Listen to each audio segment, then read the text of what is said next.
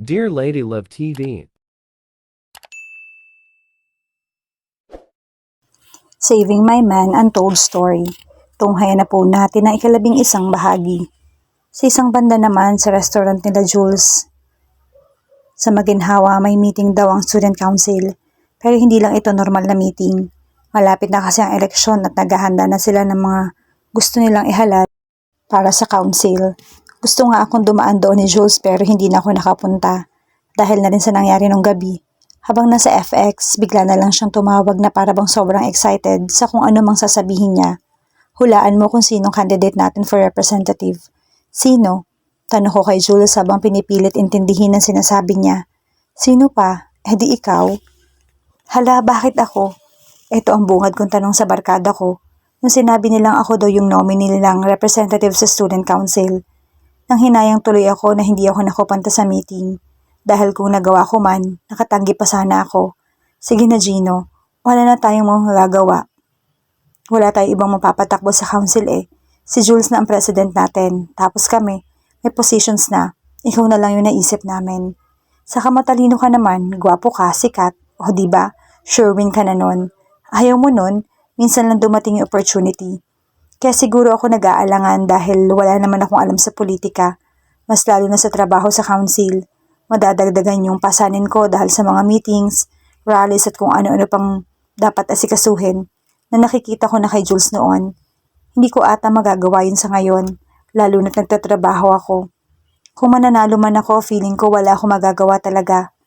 Ano, na-convince nyo na ba siya? Sabay litaw ng lokong si Jules. Alam kong siya ang nakaisip nito. Ewan ko kung ano pumasok sa utak niya at ako yung naisip niyang pumalit sa kanyang pwesto. Ikaw may pakana dito, no? Sige na, Gino, please. Kulang na lang ay lumuhod siya para lang mapapayag ako. Kahit hindi na lang para sa college natin o kahit sa org, kahit for me na lang. Eh kasi wala naman akong idea sa mga ganyan. Pero kahit papaano, mapapayag nila ako sa puntong yon. Don't worry, Gino. I'll help you out. Lalo na pag nanalo ka as representative. Tuloy-tuloy lang sila sa pangungulit hanggang sa nasabi ko na lang yung magic words. Okay, sige. Kulang na lang ay magpasabog sila ng confetti at fireworks dahil doon. At doon na nagsimula ang lahat. Ang problema ko lang noon, konti lang yung oras kong mag-prepare para sa pagtakbo. Buti na lang nandyan yung mga orgmates ko at si Jules para tulungan ako. Mula sa pagpasa ng forms, schedules ng interviews, schedule ng campaign, posters at campaign materials, pati mga slogan at excuse letters ko sa mga profs. Sila na yung sumagot. Kung minsan nakokornihan na lang ako sa sarili ko habang nag-iikot sa mga colleges at buildings para lang mangampanya. Pero masaya naman, sa tagal ko sa university, ngayon ko lang naikot ang buong campus. Nakita ko na ata lahat ng klase ng estudyante. Yung iba hindi magkanda o gagas sa pagpapapicture. Yung iba naman seryoso talagang magtanong. Yung iba parang wala lang. Huwag niyo pong kakalimutan sa darating na eleksyon. Iboto niyo po. Gino Ignacio. Kailangan talagang ulitin ng 3 beses ang pangalan at nakakairitang suotin itong name tag na kasing laki na ng illustration board. Pero pinipilit nila sa akin eh. Anong magagawa ko? Pagkatapos ng campaign, meeting naman kami sa hapon para sa strategy at mga gagawin sa mga forum at debate. Nag-uusap kami tungkol sa mga issues. Iniisip kung paano sasagutin yung argumento ng kalaban namin. Para nga talagang national election ito sa pagiging seryoso. Wala rin naman silang kikitain dito. Para lang talaga sa paghahangad na magserbisyo sa mga estudyante. Sa gitna ng diskusyon, tumawag ang boss ko sa tutorial. Hinahanap ako. Teacher Gino, pupunta ka ba ng meeting tonight? Kahit na hindi pa tapos yung meeting, inapilitan ako magpaalam. Mas mahalaga tong trabaho. Pagdating sa tutorial center ay halos matapos na yung meeting nila tungkol sa gagawin naming entrance exam review. Hi Teacher Gino, kumusta yung campaign? Bati sa akin ng aming boss. Ewan ko lang kung seryoso siya o nagpapaka-sarcastic lang. Bahala na. Kinausap naman niya ako tungkol sa mga napag-usapan na. Natapos ang diskusyon at syempre, gaya ng lagi namin ginagawa, magpapadeliver si boss ng fast food. Hay, salamat. Kanina pa nga ako gutom, pero sa gitna ng pag-ubos namin ng mga manok, gravy at soft drinks, isa lang yung napansin ko. Si PJ. Tahimik lang siya sa isang tabi. Tila ba iniiwasan ako makita ng mga mata. Gusto ko siyang batiin at kausapin, pero sayang. Siya na mismo yung umaayaw. Hanggang sa puntong siya na yung kusang umalis sa opisina. Ano namang meron sa'yo ha? Sigaw ko sa kanya habang sinusubukan siyang habulin sa kalsada. Don't tell me about sa campaign ko to o kung anong kaartehan mo. Nagpatuloy lang siya sa paglalakad. Nagbingi-bingihan sa naririnig niya. PJ, hindi ko na napigilan at nahata ko ng braso niya. Niloko mo ako, Gino. Pabulong niya sabi. Tahimik lang ang paligid na para bang wala kaming pakialam sa kung sinong nakakakita. Ano na naman to? Si Bernie. Para bang tumigil ang oras sa sinabi niya. Anong masama doon? Kaklase ko siya dati. Yung hindi mo sinabi na callboy ka pala nun. Wala na, Gino. Tapos na ang lahat. Tapos na ang kalokohang to. At bakit? Ganon din naman si Bernie ah. Lumipad na ang masakit niyang sampal sa akin. Kung ikaw bang nasa sitwasyon ko ngayon, PJ, hindi mo rin ba itatago? Kung alam mong nakasalali ang kinabukasan mo pag nalaman nila, ganon din naman ang gagawin mo, hindi ba? Hindi yun yung punto. Akala ko ba kaibigan mo ako? Bakit hindi ka nagtitiwala sa akin? Gago ka pala eh. Ikaw ba, sinabi mo bang kayo ni Bernie ha? Hindi na nakapagsalita si PJ. Oo, alam ko. Tapos magsasalita ka ng ganyan? Hindi ba itinago mo rin naman sa akin yan? Anong karapatan mo ngayon? Para bang naging eksena sa pelikula ang lahat. Lumipad na lang ang kamao namin sa isa't isa. Pero hindi ko magawang makailag. Hindi. Hindi. Kasalanan ko pa rin to. Naisip ko. Nararapat lang siguro to sa akin. Ewan ko ba. Kahit na magmukha pa akong punching bag noong oras na yon, okay lang. Ganun ko nga kasiguro siya kamahal. Kahit na alam kong mali. At may masasaktan. Dumating ang araw ng meeting de Avance at sa laking pagtataka ng mga kasama ko, dumating ako na mamaga-amukha dahil sa nangyari nung isang gabi. Yung tipong hindi madala sa makeup. Gino, ano nangyari sa'yo? Nadamay ka ba sa rumble? Wala, ayos lang ako. Don't worry. Nagsimula na magsalita ang mga kandidato sa stage. Daman-dama sa kanila ang pagkumbinse sa mga kapwa estudyante na iboto sila. Daig pa nga ang mga tunay na politiko. Kanya-kanyang argumento. Patama at slogan na sinasabay ng pag-cheer at palakpakan ng kani-kanilang mga supporters. Dumating na ang pagkakataon ko magsalita. Nakakakabang humarap sa mga tao. Marami sa kanila hindi mo kilala. Baka magtataka sila sa itsura ko o sa kakayanan kong tumakbo. Bahala na nga. Hello. Ako po si Gino Ignacio. Natahimik ang lahat. Marahil dahil sa itsura kong lamog ang oras na yon. Second year po ako from public ad. Natigil sa pag-aaral pero ngayon nakabalik na. Kung ano-ano na lang atang kalokohan yung nasabi ko. Wala akong maipapangako sa inyo dahil wala naman talaga akong alam sa politika. Hindi, meron din siguro. Estudyante ako kagaya nyo. Alam ko kung anong sitwasyon nyo.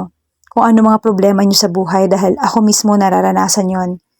Doon ko na nakuha ang kanilang interes. Kung mananalo man ako sa council, magsisilbi ako bilang politiko. Kundi bilang kapwa estudyante. Gusto kong maging boses nyo.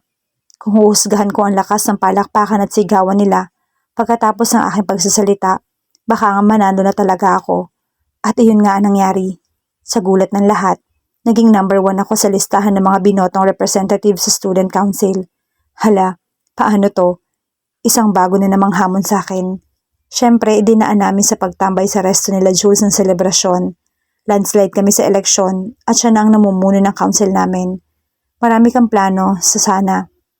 Sa susunod na school year, magawa namin ng maayos. Lahat na ata ng kakilala ko bumati sa akin maliban sa kanya. Thank you. Last group. Tubang-tuwa reaksyon ng professor namin nang matapos ang huling reporter ng klase. Hindi lang ito basta tuwa dahil sa matatapos na yung klase. Huli na to para sa SEM at sa wakas matatapos na rin ang isang school year. And with that, I guess we can finally say goodbye to the SEM. Buti pa kayo may bakasyon, kami wala. Well, good luck to all of you and have fun. Sa pagtunog ng bell ay natapos na rin ang kalbaryo namin. Akalain mo yun, nairaos ko din ang isang taon ko sa public ad. Hindi ako makapaniwala na nakaya ko yung dami ng readings, reports, paper at exams ko dito. Hindi ko halos maisip na dito ko matatagpuan yung kapalaran ko. Pero kung tutuusin, biyaya na rin na napadpad ako dito. Marami akong naging bagong kaibigan. Maraming bagong natutunan sa mga bagay na wala akong pakialam noon. Nagkaroon ako ng pangunawa sa mga nangyayari sa paligid. At ang pinakamaganda doon, nagkaroon muli ako ng tsansang magbagong buhay. Matagal pa ang bubunuin ko pero ayos lang. Uy Gino, sasama ka ba sa amin? Anong meron? Nagulat ako nasa likod ko na pala si Jules at ang mga orgmates ko. Sinabi na namin sa iyo to eh. Pasensya naman, nakalimutan ko. May outers kasi tayo 2 weeks from now. Parang bakasyon na rin natin before the summer class. Saka celebration natin kasi nanalo tayo, hindi ba guys? Okay naman sa akin kaso hindi ko alam kung kailan ang upcut review namin eh. Inilabas ko na yung planner ko sa bag, sabay tingin sa schedule. Wait, malayo pa pala yung schedule ko. Sige, go ako dyan. Akala mo naman manalo sila sa loto dahil sa pagpapayag ko. Basta, sasagutin yung pamasahe ko ha. Ikaw naman oh, si Jules na ang bahala doon. Ako na naman, naaasar na yata siya dahil sa pang-udyok namin. Pero totoo naman, siya na ang bahala sa sasakyan saka sa titirhan namin doon. At least makakapag-relax man lang sa dami ng ginawa ko ngayong taon. Tagal na rin kasing hindi ako nakakapagbakasyon. Dumating ang araw na napagkasunduan at sabay-sabay kaming nagkita kina Jules. Gabi na nakabiyahe kami papunta sa Hilaga ng Luzon. Halos 12 oras ata ang naging biyahe namin. Simula may harutan pa kami sa sasakyan pero sa bandang huli, nakatulog na kaming lahat. Buti na lang nandyan si Zach para saluhin si Jules sa manibela. Hindi ko nasisilipin yung Friendster mo. Isasara ko na yung multiply ko. Hindi ko nahihintay yung text mo. Wala nang sasagot. Wala nang sasagot. Nagising na lang ako sa tono ng mga kasama kong feel na feel ang pagkanta sa mga tugtog na para bang nasa videoke lang. Wala silang pakialam kahit gulong-gulo pa yung buhok o may muta pa sa mata. Basta lang makakanta. Kahit naman ako ganun din. Nakikisakay na rin ako sa mga kalokohan nila. Habang pinapakinggan ang kanilang pagbirit, hindi ko rin maiwasang isipin si PJ. Hindi pa rin niya ako pinapansin simula nung away namin.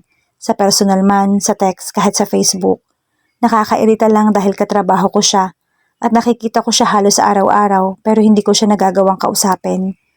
Bago pa matapos ang 4th grading, nabalitaan kong naglipat muna siya sa bago naming branch para lang layuan ako. Nakakaasar dahil sa tingin ko hindi iyon ang tamang paraan para maiayos ang lahat. Pareho naman kami may kasalanan sa isa't isa. Pero kung ito yung paraan para matahimik kami, wala na ako magagawa. Napadpad kami sa isang malawak na sakahan, bandang dulo na ata ito ng Pilipinas. Pero hindi lang mga bukid o lambak ang makikita doon. Katabi nito ang dagat, perfect sa mga naghahanap ng lugar para mag-swimming o magbabad sa araw. Ang ganda ng sun oh. Tara, gawa tayo ng sandcastle. Wait lang, pa-Instagram naman. Kanya-kanyang kuha ng cellphone at camera para mag-picture ng sarili at kahit anong makita sa paligid. Pagkatapos noon wala na. Sabay-sabay na nagtakbuhan sa dagat para madama ang katubigan, ang mga alon, ang kaputian ng buhangin, ang sariwang hangin. Maswerte kaming nakita namin ang lugar na ganito habang hindi pa natutuklasan ng mga negosyante at turista. Pero hindi lang bakasyon ang pinunta namin sa probinsya. Kasama ng iba pang org sa lugar nila, nag-ayos kami ng mga eskwelahan at namigay ng mga school supplies para sa mga bata. Si Jules naman, nakipag-usap sa mga magsasaka at mangingisda doon tungkol sa mga problema nila. Isipin mo, sila dapat ang mas binibiyayaan ng kalikasan pero nakakaranas pa rin sila ng kahirapan. Sinulit na namin ang huling gabi namin sa probinsya. Ano pa nga bang magandang gawin kundi tumambay sa tabing dagat, sa tabi ng bonfire panlaban sa lamig ng hangin, kain, kwentuhan at inuman, gaya na nakasanayan. Ayun oh, may gitara. At doon na nagsimula ang kantsawan nila. Akala ko'y kay Jules o kay Eman ipagpapasa ang gitara pero hindi. Sa akin pa talaga nila iniabot. Siyempre dahil nagkakahiyaan na rin at marahil dahil na rin sa kalasingan, napilitan na rin akong kumanta. So I won't hesitate no more, no more. I cannot wait, I'm sure. There's no need to complicate, our time is short. This is our fate, I'm yours. Hindi ko alam kung bakit sa lahat ng kanta, yun pang naisip ko. Sa buong oras na yon, nakatanaw lang sa akin si Kathy. Nakangiti habang pinapakinggan ng paminsan-minsan yung pagpalya sa tono. Si Jules nakikisabay lang sa asaran, kahit na nahahalata ako kung paano siya sumasaya sa pakikinig sa akin. Palalim na yung gabi at nagsibalikan na sila sa tinutuloyan namin para matulog, habang ako, naiwan lang sa dagat, nagmumuni-muni. Si PJ ang tinatawagan mo no? Tanong ni Jules habang palakad palapit sa kinauupuan ko. Hindi pa kayo nag-uusap? Hindi nga eh. Napabuntong hininga na lang ako. Ano ba kasing pinag-awayan nyo? Mahabang kwento. Basta feeling ko kasalanan ko talaga to.